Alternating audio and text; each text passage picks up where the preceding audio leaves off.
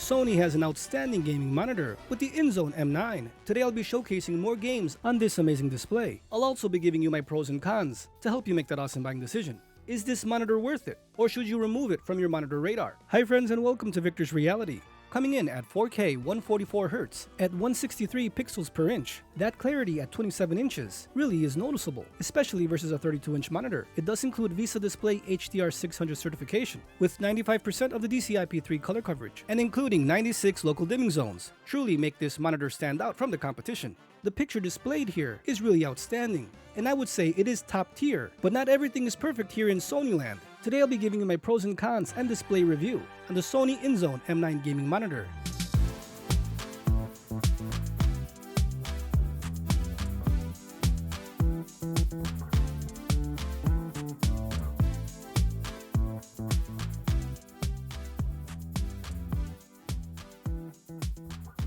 Now starting off with the pros, this monitor has 96 local dimming zones. The local dimming transition is fast enough and there is no delay. And also the backlight is not slow to ramp up in brightness in certain scenes. And while this is an IPS panel, 96 local dimming zones, while looking beautiful as seen here in the menu, is still not enough to help a Starfield scene. In this video, you can see blooming top left, and bottom right, usually where there's a lot of clusters, as the brightness in that section is a little bit brighter than other areas. The black doesn't look black, it looks grayish. Now again, in this scene, all the black areas are a tad gray, but you can specifically see where the blooming is. It's more pronounced and it's a lighter gray. 96 local dimming zones is still not enough. I wouldn't necessarily say this is a con, as the image looks beautiful in normal viewing, but in a scene like this is the situation. IPS panels have come a long way, and I'm happy at least this has 96 zones versus a 32 or a 16. You know what I'm talking about. For an IPS panel, the blooming is very minimal. Now for brightness, we're looking at 445 to 450 nits in SDR mode,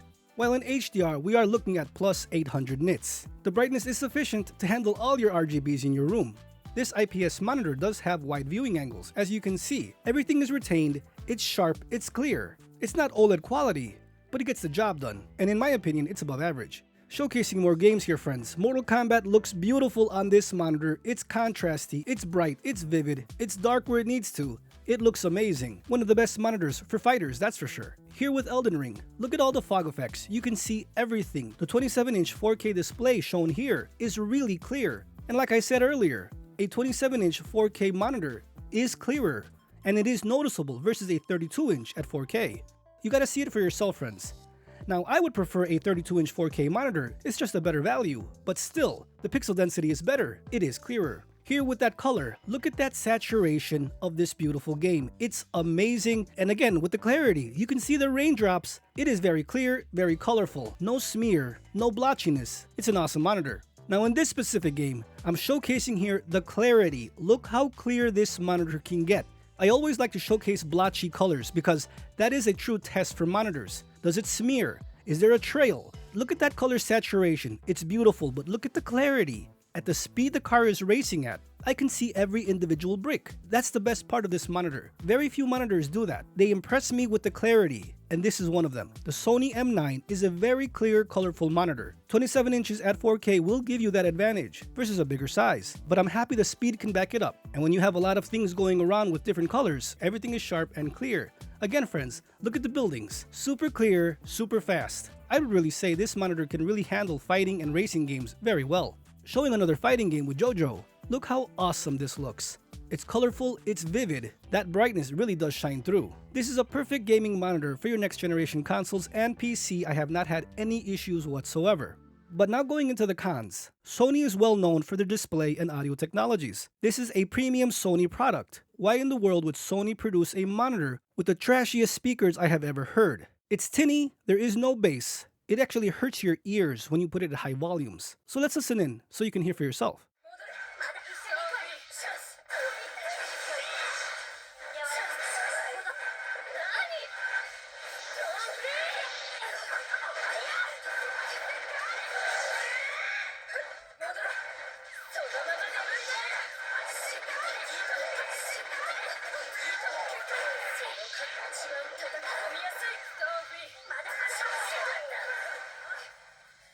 That was at 100% volume, and it really hurts my ears. If it had some bass, maybe it would help elevate the whole sound, make it sound fuller. maybe in the next iteration.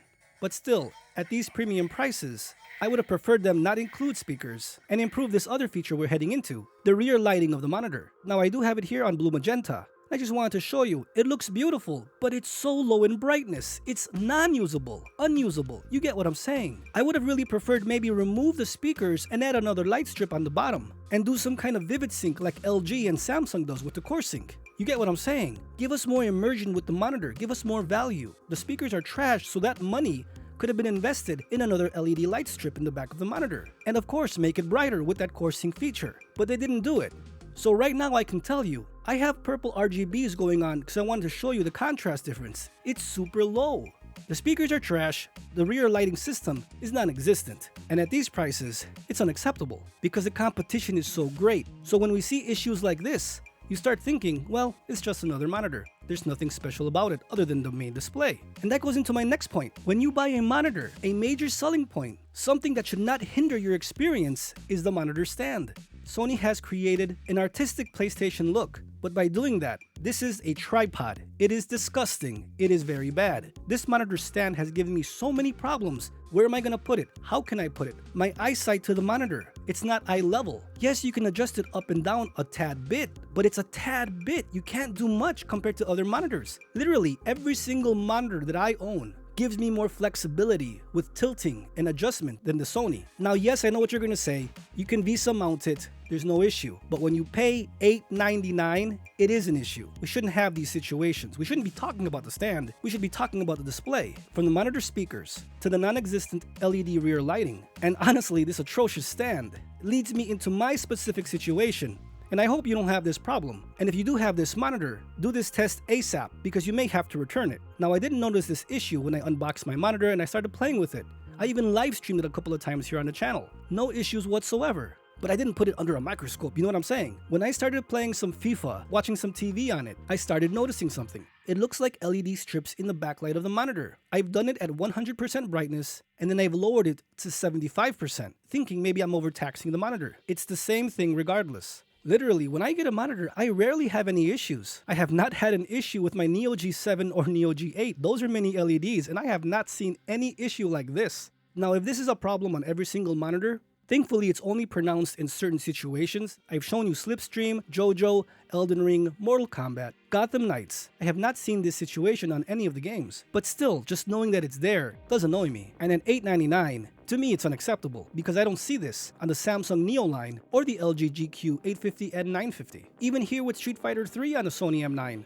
It is bright, it is fast, it is beautiful, and that's an awesome thing to see. This picture quality is better than the LG 27GP950 because of the introduction of those 96 local dimming zones. Plus, this IPS panel has more contrast than the LG Nano. The LG Nanos really push saturation, and it just has a different look versus other IPS panels, say from Innolux or BOE.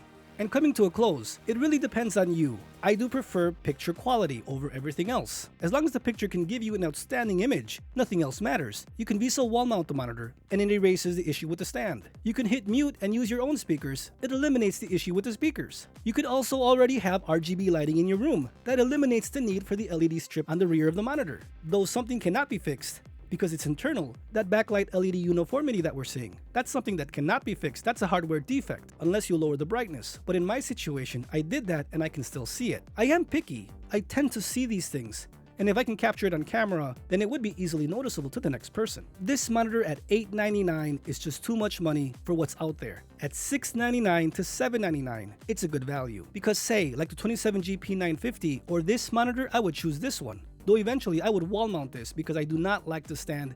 It's unusable for me. And in 2023, we're getting a lot of monitors that have built-in speakers and smart TV features. We're getting more options on our monitors now. So these companies need to step it up because at these prices, it just doesn't fly anymore. So friends, there you have it. I gave you my pros and cons. The pros being, this is one of the best monitors I have ever used for its display, next generation consoles and PC.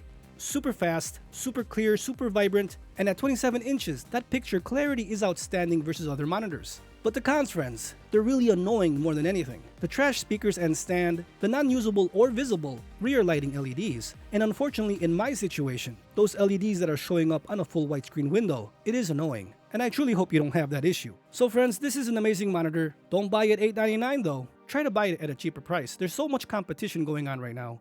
It's just too much money. But honestly, I'm happy with it. I love it. And I'm happy Sony made this monitor. More competition is always great for everyone. And at the end of the day, we win. So friends, if you found this video helpful, please hit that like button so more people can see it to help them make that awesome buying decision. Consider subscribing if you want more information on the future lineup of Sony INZONE monitors, among all my monitors I have here on the channel. Thanks for watching, friends. Stay safe out there. I'll see you guys next time.